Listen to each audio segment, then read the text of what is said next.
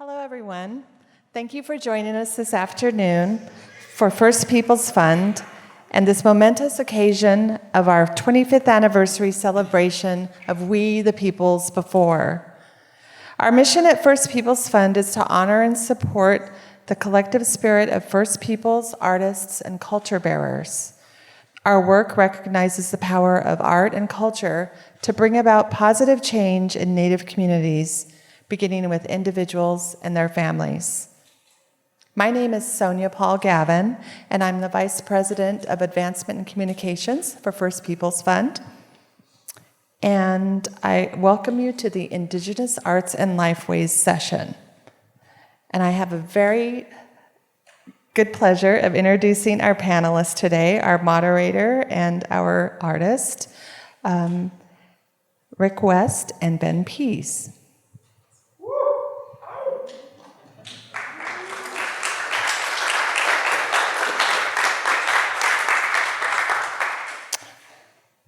W. Richard West, Jr. is founding director and director emeritus of the Smithsonian Institution's National Museum of the American Indian.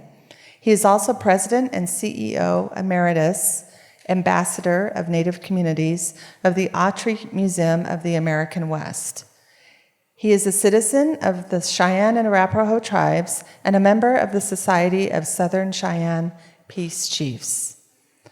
West served as chair of the board of directors of the American Alliance of Museums and vice president of the International Council of Museums. His current board affiliations include Association of Tribal Archives, Libraries, and Museums, Cheyenne and Arapaho Business Development Corporation, International Coalition of States of Conscience, California Association of Museums, Denver Art Museum, and the UCLA Institute of Environment and Sustainability. West previously served on the boards of the Ford Foundation, Stanford University, and the Kaiser Family Foundation. He has been awarded 8 honorary doctorate degrees.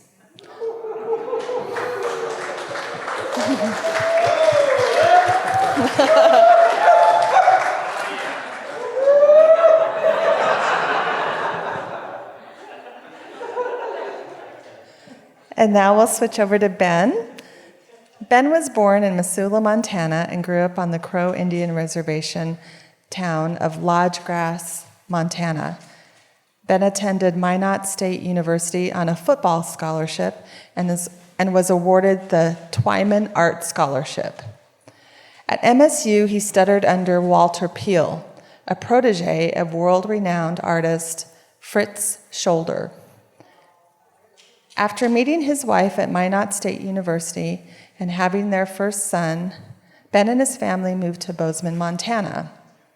He left football behind and continued his pursuit of art and creativity at Montana State University, where he studied under Roland Beamish and Sarah Mast. Ben's work has gained national and international attention. His work has been featured in scores of magazines, books, online publications, and social media networks like Western Art Collector Magazine, Southwest Art Magazine, Mountain Living Magazine, Fine Art Connoisseur, Cowboys and Indians, National Geographic, and even various international periodicals in Dubai, Abu Dhabi, Stuttgart, and Frankfurt. Ben is currently the artist in residence at Rocky Mountain College in Billings, Montana. And he has most recently been named Artist of the Year from the Yellowstone Art Museum's Board of Trustees.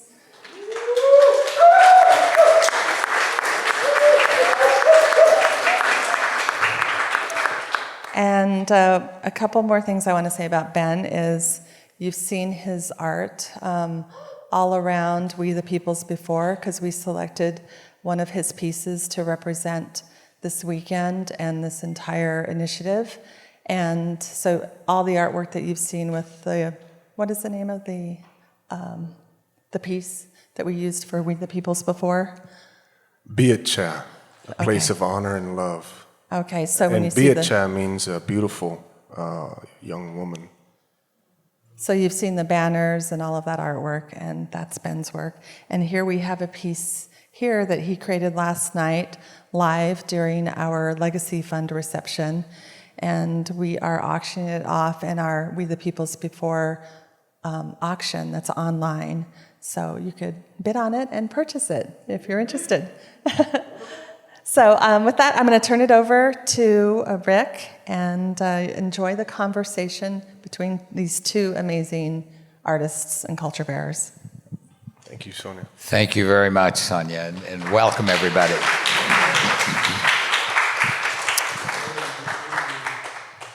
Ben, it is my honor to spend some time with you exploring your journey through Native art this afternoon. I do want to offer one little point of clarification given the introduction. Our daughter actually has an earned PhD, which she is very careful to point out is equal to and more to anything I hold as an honorary degree. So she said that very quickly and very early on. I had only gotten a couple of honorary degrees then, so she tried to keep me humble from the very beginning. What I'd like to do, and yes, keep your eye also on the video, the slideshow that's above us, because it will come up, I think, in various parts of our conversation. And it hopefully will give some visual interest that is beyond the words that are being spoken between the two of us. So bear that in mind as we're going through the conversation.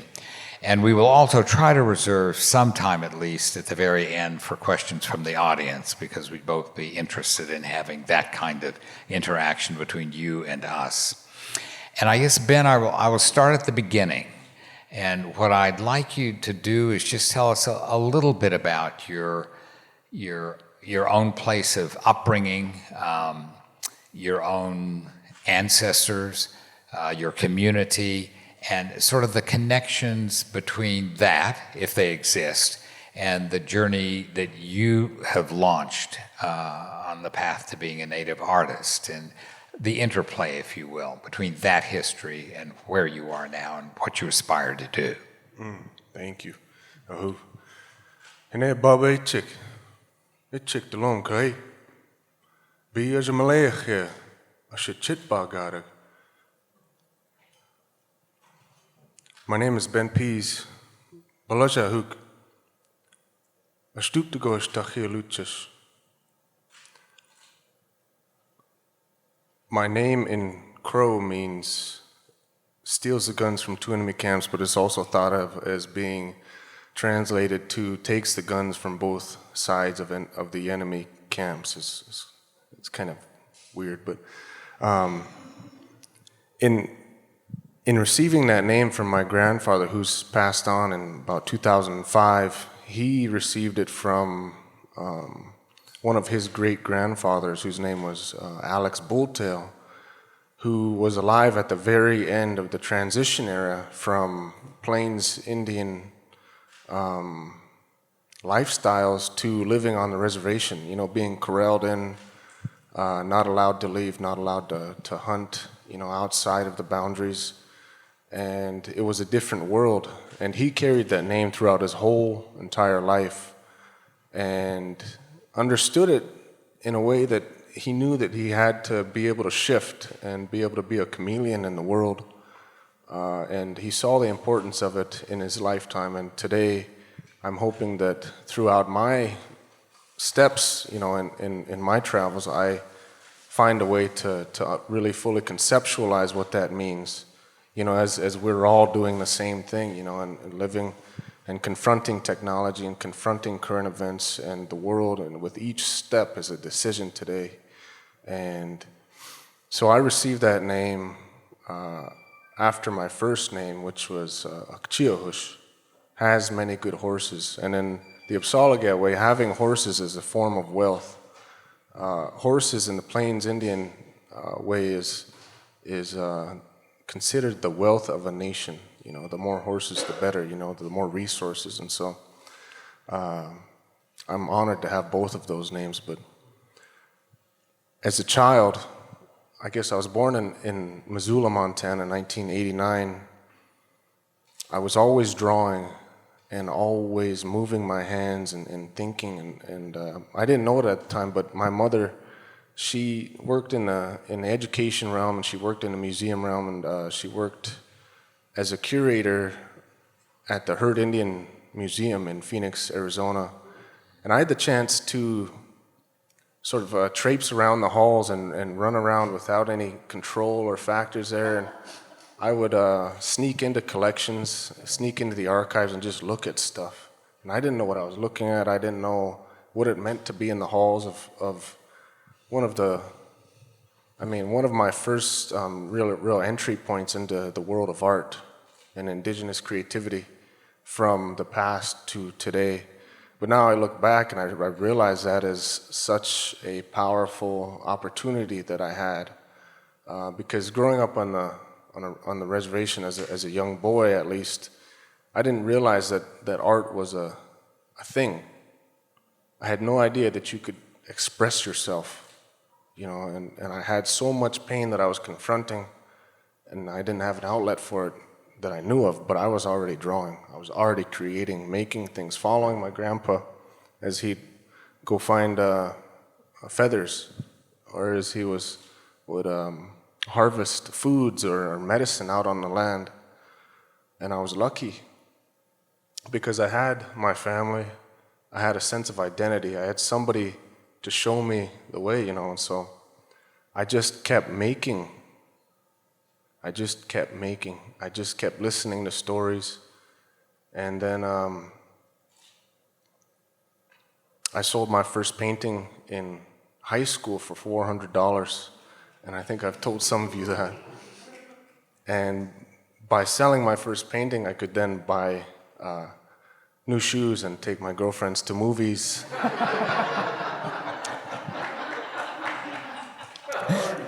And so I realized that, hey, I had more money than I'd ever seen, and I was asked by one of the tribal leaders to paint his ancestor, who was a chief of our tribe, of our people, Old Crow, Chief Old Crow.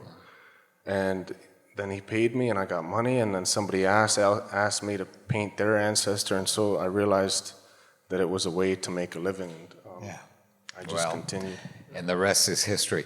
I must admit, when Ben was describing that and the name derivation from enemies on both sides, when I was asked to be involved in the conversation with Ben, one of the first thoughts I had, and I knew that he really was raised in the Crow community, and the Crow and the Cheyennes, those of you in this room who know anything about all of that, not exactly the best. We were at least the enemy on one side part of the time, but then I found out that he does have Cheyenne blood in his veins in addition, and so everything was okay then. Yeah, so I guess being both Cheyenne and Crow and some other things, like German and some French, some Métis,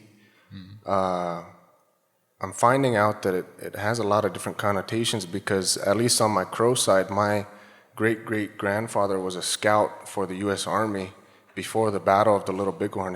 His name, most of his life, he was known as White Man Runs Him, and that has a whole story. But at the end of his life, he changed his name to Morning Star after giving his name to one of the first preachers on the Crow Indian Reservation for the Baptist Church.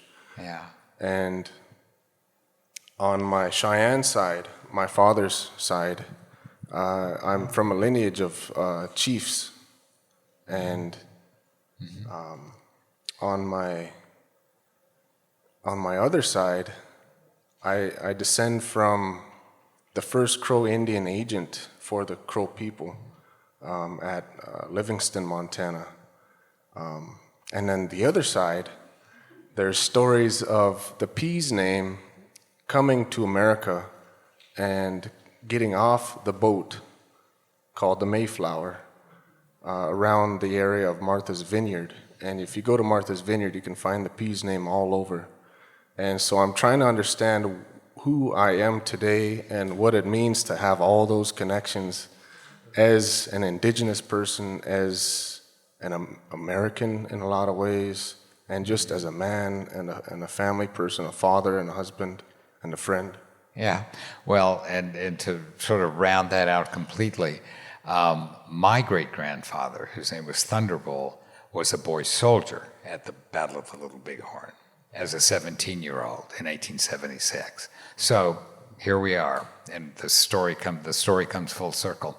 Well, take us a little bit forward. I know that you've indicated how your mom was a curator at the Heard Museum, which I know is a highly distinguished institution. But tell me, when things went further and you began to be professionally trained or studio training as an artist, who were some of your principal mentors, and what did they have to do with the styles which we see kind of circulating above us in forming that side of your knowledge as an artist? And what did you take from them that you carry forward? Yeah. Early on, all I wanted to do was draw in class and talk to girls. That's all I wanted to do. And therefore, I got bad grades. And so my football scholarship to Minot State University in North Dakota was due to the fact of my bad grades. And luckily enough, I met Walter Peel there. And he helped me understand that what an Indian artist could be today. And the first thing he did was give me a Fritz Shoulder book. And he didn't force the assignments on me. He just let me do whatever I wanted to, because he said, "Hey, Ben, why are you here?" He would say that all the time, almost every class, "Why are you here?" And I thought at the time that he was meaning that why was I there as an egomaniac artist? I could be teaching this class, Why am I here? I can draw better than everyone else in class. Why am I here? But he was saying, why are you here if you don't want to be here? Why are you here if you don't have focus? Why are you here if you don't know your purpose yet? And he really pushed that on me every day until I really understood what he was saying. And he pushed me to understand objective creativity and learning how to draw, learning how to paint, learning how to use colors. And it set off a bomb inside me that I knew that I wanted to do this not only to provide for my family, my 3 kids and my wife, and the rest of my family, but to use my mind as a tool, to use my creativity, because as an Indigenous person, as you've heard all week, our creativity are expressions of our existence, and there's no other way that I can put that, and I've been saying that for years. Our creativities are expressions of our existence. They're inextricable. You can't take them away from our culture. You cannot separate them. And for that reason, I have a lot of thoughts about that as we move on through the conversation about how art is consumed, how Indigenous art is consumed, how it's collected, how it's archived, how museums treat it, and then what that practice is going to look like in the future. No, I appreciate that. Before we move into that, and we will, I'm just curious about, as you look, and of course my dad began painting in the 30s and the 40s, and most of the rest of the 20th century he was painting or sculpting. And in your own mind, you have seen an even more recent evolution of visual art and what's happening with contemporary Native artists right now, where the styles vary greatly. And I just wonder how you think about that and what your own view is, and how open you are to the further evolution of stylistic approaches, even though they may be different from, say, traditional plains painting, which was flat, two-dimensional painting.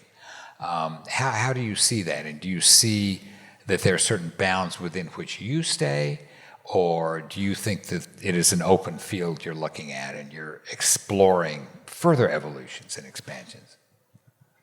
Yeah, my first introduction to any sort of real market of art, any real stylistic expression of art was my mother took me to an artist market where Kevin Red Star, another Apsalaga artist, Crow artist, was painting amidst scores and scores of Western artists painting Indians and horses in their natural habitat, you know, cowboys and Indians in Montana, that's what it was. And I said, hey, that's me, you know. I could see Kevin Red Star painting our people and I could relate, but then I'd go to another artist's room and they were painting Indians. I said, that's me, but that's not really me. And I know it, you know, because these artists would mix Lakota designs and crow beadwork and all kinds of different things, and it was inaccurate, but I knew it at the time. I was like 16, and so I started painting because, you know, I wanted to say something about that, you know, because that's all I'd ever seen. And so I saw Kevin Red Star doing things and never stopping, and he'd always been painting, so I guess the styles from that show really seeped into who I was as an artist, and it kept going, and I kept painting because that's what people wanted. I kept painting, and I started boxing myself in because I just wanted to paint what I had seen. Indians with feathers and beads, you know, as you can see. And I started to box myself in and pigeonhole myself, and now I'm realizing that Indigenous art, Native art, doesn't have to have beads or feathers, you know. And as I see our stylistic differences, you know, evolve throughout the time from somebody like your father to what we're doing today, what happened last night, it's moving, you know. It's an immense thought to even try to digest in my head, to see what it's going to look like for my children and their children. What is our creativity going to form into, you know? And so it's a lot. But. Well, I think you point out that we need to be very careful about boxes that we either put ourselves in or that other people put us into. I know that when my dad was painting, this would have been in the late 50s, early 60s, something like that. And when he did got his degree at the University of Oklahoma, his thesis was about the conjunction, if you will, between traditional plains painting and European modernism, and how that changed style of painting, but didn't change the substance of the painting. You know, the paintings he was doing, which still related very much to Native culture and Cheyenne culture. So I think you're right to be more open-ended in terms of how things continue to evolve and not to get hung up on style. Those tend to be boxes that are put on Native painters by others, not by us. I think that the most consistent thing about Native artists is its continuing innovation. That's its tradition, really, as far as I'm concerned. But that brings me to the question that you adverted to just a minute ago about the role of the Native artist. And let me just summarize something which has been said to me by some other Native artists and just see what you think about it. I know that I have some very good friends. Well, Kevin Red Star is one of them. In fact, we have one of Kevin's paintings in our own home that dates back to the 1980s, I think. We acquired it, called the Flag Bearer, and it has everything that you just referred to in terms of authenticity from a Crow standpoint. But let me ask you this. There are some in the modern and contemporary Native art community, Native artists, who object to being pigeonholed according to, if I may say, conventional Euro-American art history, which basically says that everything is about universal meaning and individual genius. That's how we measure the success of Euro-American art according to those kinds of standards. I've always suspected there's something slightly different going on with Native artists, and I'd like to talk to you a minute about that. And it has to do with the very theme of this conference, which is all about Native artists in various media. How would you define your role as an artist, and if I may say so, a community of people who are culture bearers and our own cultural historians, if you will, on an ongoing basis? What do you see as your relationship to culture and the evolution of culture, not just of art, but art as it relates to culture? Is there a connection? Do you see what you do as having that kind of impact on either preserving culture, advancing culture, culture as it changes? Describe how you see your role in those terms. That's a lot. Lawyers are like that. It really is a huge responsibility to try to dictate that, honestly, because there's so many different groups with so many different types of belief. But in the ways that I see it, in the ways that I was raised, I feel like at the same way I said earlier, culture, our culture and our art is inextricable from each other. It's irredactable, you know. Like I said, it is a great responsibility because there's not a lot of artists in our community that have a chance, you know, have a chance to use their voice, have a chance to use their hands and their mind. And when, say, I'm talking about things like this sculpture here, it's based off of a historical Uppsala design, beadwork design. That's like they call it the hourglass design. It's the man and the woman, the earth and the sky, the dimensions, you know, where we come from. We see ourselves as human beings in the middle of gender, in the middle of the earth. And to use this as a platform for not only educating myself, at the same time I'm educating the youth in my tribe. And I'm also educating some of the elders in my tribe because they haven't had the chance to go in the archives. They haven't had the chance or the time to really sit down with these volumes in these books and really see what they say. And they haven't had the time always to ask other people in our community what stuff means because, you know, we're all confronting so many things in our community. And it's a huge responsibility and that I do not take lightly as an artist who's been controlled by much of the Indian art market, per se, as it were. I'm trying to find ethics and morals about creating, you know, for our people, and not only for Crow people or Cheyenne people, but for all people, all people. Just well, let me follow that up, if I may, because it's also a question of not only what you are saying through your art, but to whom are you speaking? Who are the audiences that you're talking about?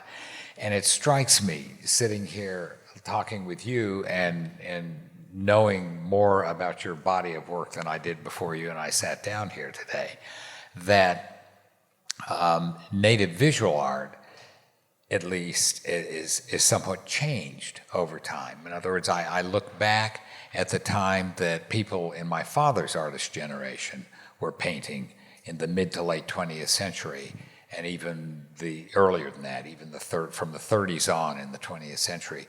And you get the feeling that the visual art was in many respects about the notion of preservation, that so much of it was under threat that visual art was intended to capture and hold on to things that people feared were going to be lost forever.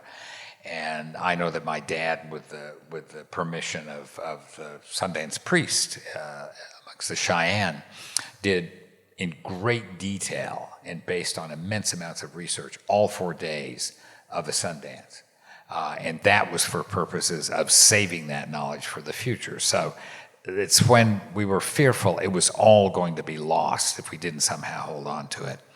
And that was very much to a Native audience in a way, as you said, even in what you just said a moment ago, of affirming, to a community what those particular pieces of value, cultural value were that needed to be protected. But project forward a little bit. You are doing that, but is there any role that you also feel as a Native artist in speaking to those who are beyond our community? Most of the folks in this audience are within our community in some way in terms of cultural affiliation, but some may not be. Do you have an obligation? Do you feel a need to communicate with that audience too? And if so, what are you trying to tell them? Right before the pandemic, I had an article that was being written about this very subject. But the premise of it was, the title of it was, "Why Can't I Just Be an Artist?"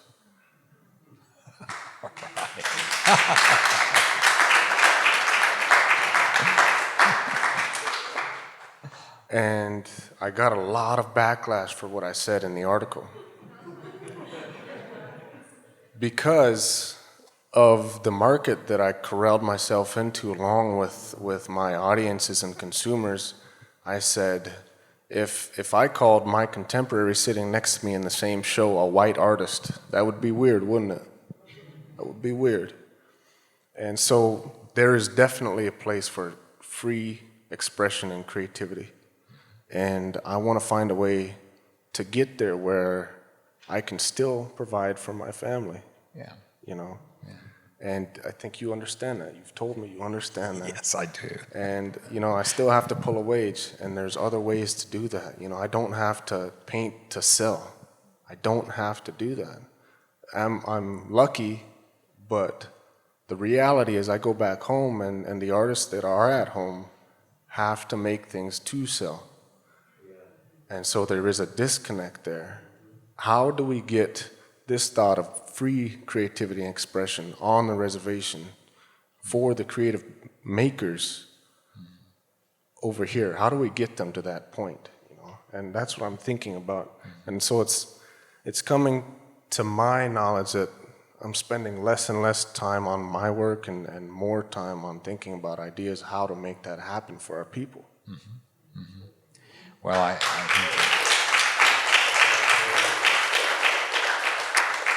no, I agree with you. It's a very complex point in that I think that Native artists have felt so boxed in for so long in terms of relationship with commercial markets that they obviously have to aim in some respects at what actually sells and how they use their gifts to provide for their family. There's no question about that. I guess what I'm to probe a little bit further, you indicated earlier that there was a way in which your creativity is really at the surface of at the service of your community. In other words, in affirming those things which are culturally important to the Crow community and the Native community more generally.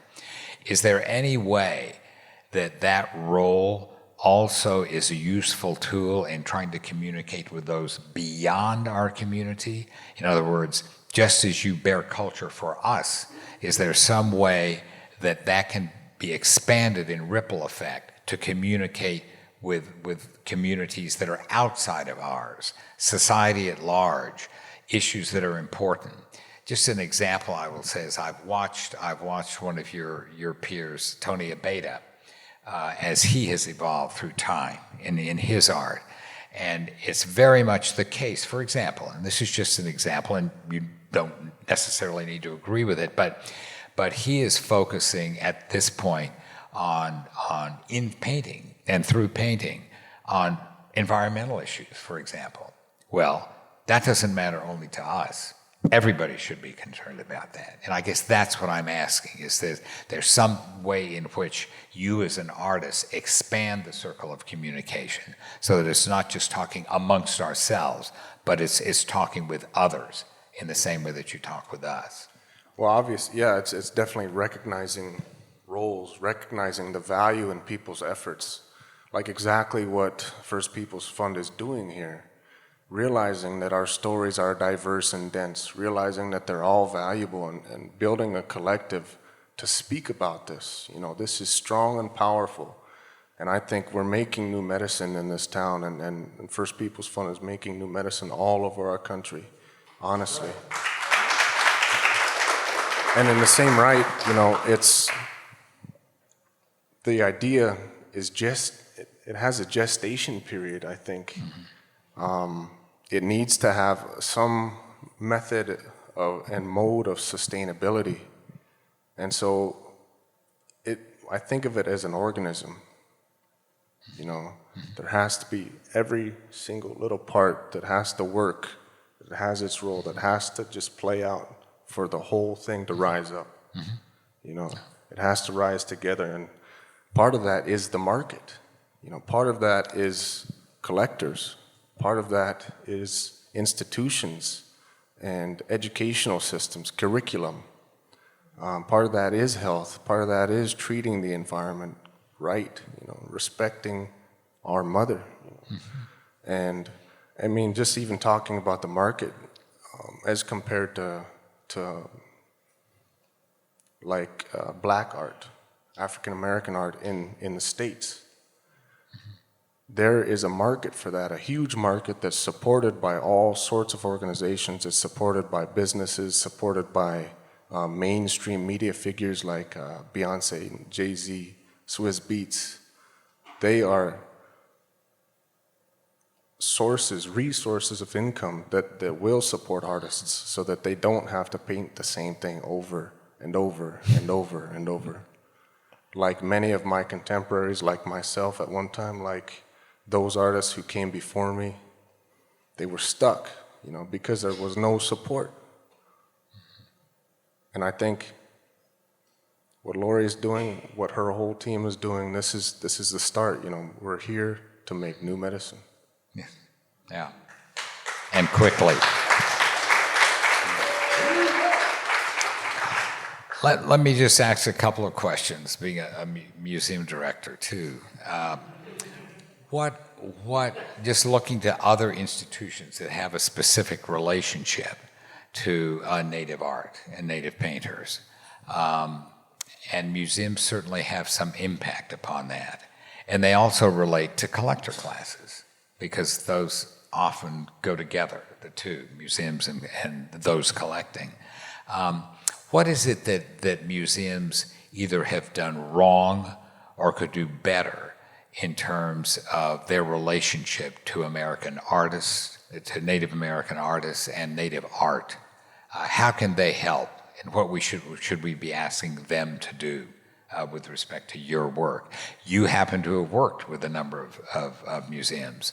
You know, I told you that I had seen in Bozeman, just because I happened to be up there on a trip, the exhibit that originated in the Field Museum in Chicago.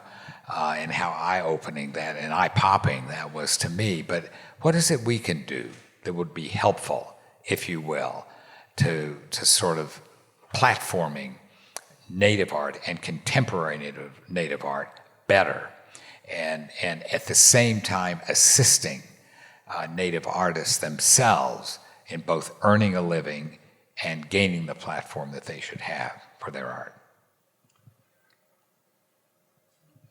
For so many years, relationships between institutions and artists, makers, has been one-sided. You know, institutions have consistently mined indigenous groups for information, for imagery, for lack of a better word, I guess, just for assets, you know, to put under their insurance policies.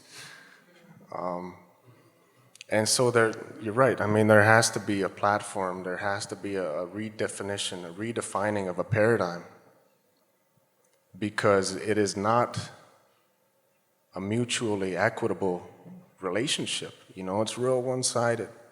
And it's sad, but there are so many institutions who are interested in making change now. There are many who are actively making change and creating these mutually equitable relationships with artists, with tribal groups, you know, and letting us tell our own stories, letting us reclaim and revitalize and restore and reify who we are. You know, the stories, they have to come from our words, they have to come from our hearts. And if museums, if institutions can find a way to do that and support artists and foster relationships with the market, collectors, with media, I think it's part of that organism that needs to run under a healthy system. It has to be a healthy premise. Mm-hmm. Well, let me just say that in affirmation of what you just said, that was one of the challenges of the National Museum of the American Indian, was trying to do precisely that kind of thing. And I think that from our side, from the museum side, the principles that are important are at least twofold. One is the power of native voice and allowing it to speak unfiltered. And one way to do that is certainly through the eyes, whatever the medium, of an artist, and the museums letting that speak freely, which has not been the case historically necessarily. And the other, I think, is the greater access of contemporary native artists to collections that sit in museums, because that speaks to the point that you said, just stated, about that being a connection that it provides regeneration, if you will, to native communities. That the artist's ability to have access to those objects interpreted in new ways and through new eyes than they might have been in the past, you get something that is of value to everybody, quite honestly. So I certainly agree with that, and museums have been derelict in that, quite frankly. Yeah, that's a good point. It has to be something that is good for both parties, but at the same time, you know, our members of our own communities, artists or not, they need access to these things. They need access to these ceremonial objects. They need access to these personal artifacts. They need access to these works of art that we're creating now, in the past, and in the future. And so that brings us to my thought earlier.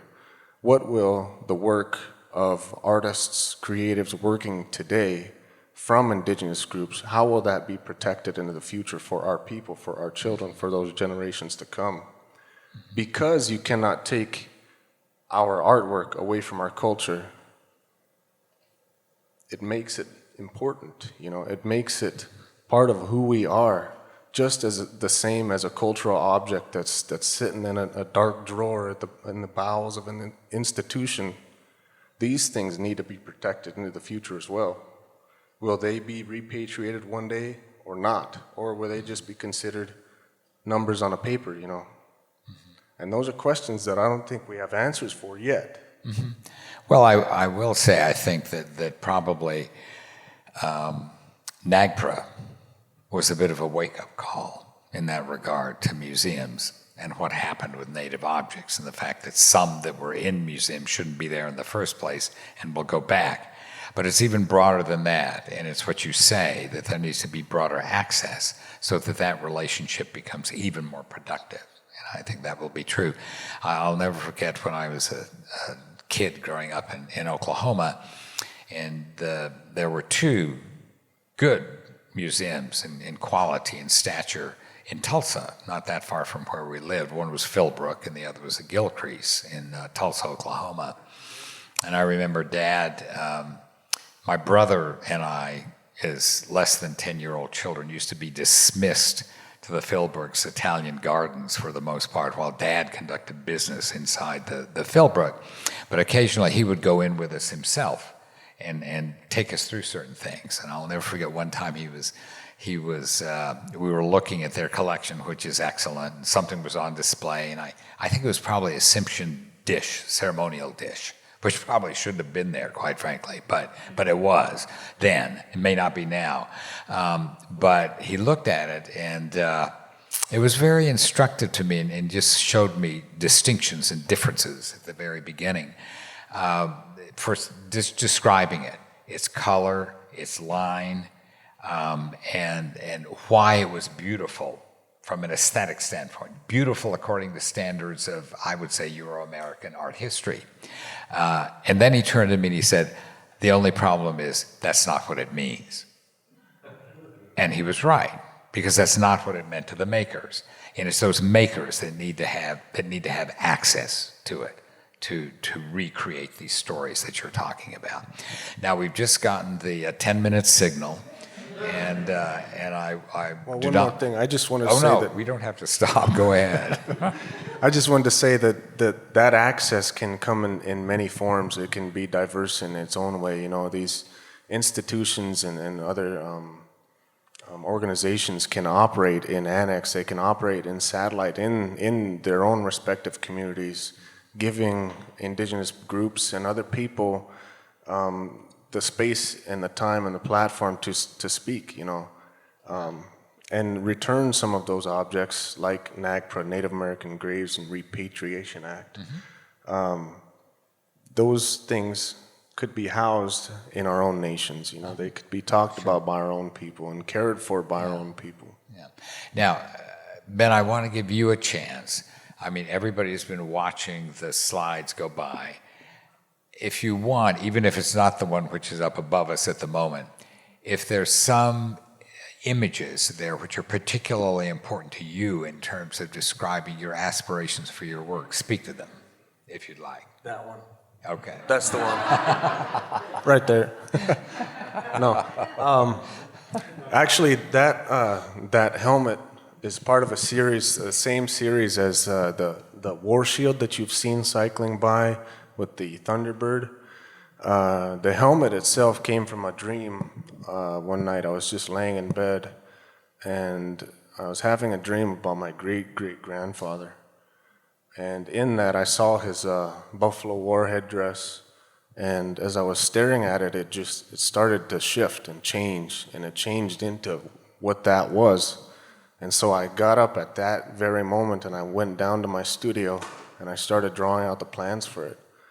And it came to fruit, you know, a beautiful object that's rooted in my personal understanding of my world, my family, our culture, and our history, because it's a contemporary object. I found the helmet at an antique store. You know, I had the buffalo horns in my own collection, and the shield itself was a very similar creation. Some years, like 4 years ago, I was given the rights to a war medicine from the same grandfather, White Man Runzim, who was known as Morning Star later in his life, which is just white lines down the face. And if the shield pops back up, you'll see that those white lines are on that buffalo hide shield that I stretched over a branch of chokecherry. And the Thunderbird comes from the same medicine of his teepee, his war teepee medicine. It's a huge Thunderbird on the back of a teepee. And the lines, they represent the presence of the Thunderbird. In the presence of the Thunderbird, at least with the Psalaga, it's rain, sleet, and hail all at the same time, as well as lightning. And so I really wanted to digest what that meant and how I could make a response to that. And, you know, it came out to be neon light in the form of a Thunderbird and an iPad playing a video production that I made with a speaker on the back that shakes the bells as it plays. And it's about 36 inches round. And the weasel skins, those are ermines in transition from white to brown, corresponding to seasons. You were just in Bozeman, Montana, and you saw the shields, the war shields. And one of those shields is his other shield. And there's there's black dots on it, and those represent the weasel holes. No, I remember that, actually. Weasels are creatures of multiple dimensions. They live on the earth and in the earth, and so that's why they're revered. Yes. So I appreciate that. We're running out of time, but I would like to also see if there is anybody who has a question they're dying to answer. I see one up here. Yes, Ben. This is less a question than a prompt. I had the opportunity to meet you for a few minutes yesterday, and you explained to me, just flashed up on the screen like a minute ago, the origins of that statue painted red with the words on it. I was just wondering if you might give the same explanation of that. of course, the red statue is titled "Not Your Cultural Epithet." And I found it in a Goodwill store in Bozeman, Montana for about $100, and I decided to purchase it. I didn't know what I wanted to do with it. I could just feel that there was something there. And so I bought it, I took it home, and I stared at it for about a month, just staring at it. And finally I painted it white, just white. I whitewashed the whole Red Man sculpture. But when I bought it, it was all painted realistically. The rock that he's standing on was gray. His moccasins were painted in beadwork colors. His skin, although, was a very, very unrealistically so dark red. And so I just wanted to paint a whitewash over it, for conceptual reasons, because we've all been whitewashed. I have the brand new iPhone. I drive a brand new Ford pickup truck, and I'm a being of this world. But after I painted it white as a ground, I painted it red, and then I took it to a gallery, and I just gave people a marker, and I walked up to the first person. I said, "What do you think an Indian is? What is an Indian?" And that was the premise of the sculpture. So it's I don't know what you call it, a public collaboration, Yeah. public artwork. And so over the years, every piece of writing on the sculpture is somebody's own experience of what is an Indian, from grandmothers, to grandchildren, to people from overseas, to even an Indian from India who put a chakra on the head. But some of the first responses were very stereotypical and very degradative. On the forehead it said "illiterate redskin" was one. On the back, on the shield on the back, it said "prairie nigger." I told you yesterday that I was at a museum. I took this sculpture, and a kid walked up to me, and he was about 7 years old, and he just asked, "What is this?" And he was pointing at it. I said, "Well, it's art." And he was a little native kid from our community, and he said that in his classroom, another kid asked him, "Why is your skin poop color?" And he started to tear up. And so he wanted to write that on the sculpture, so that's on the sculpture itself. And then he just walked away back to his family, and I stood there just floored, But it's a powerful thing, and now this is the second rendition, the big sculpture, it's a continuation of the series, but it's about mascots, it's about stereotypes, it's about all sorts of things, that are really hurtful to our people. And now there's hundreds of people who've written on there, and they're starting to write positive things like grandmother in their own language, kala or kalachale, old woman, Well, I want to thank everybody for being here today. And what I will say, Ben, is this. It has been my honor, as I said, and my pleasure to be able to talk with you today. And I would like to say this, as you get to my stage of life, which is late in the cycle, it is encouraging and hopeful for me to look over my shoulder and see people like you and your fellow artists who are represented here today ready to step forward to the future that I hope indeed is far better for all of Native America than it may have been for the past couple of 100 years. So, Please join me in thanking Ben very much for sharing his time with us.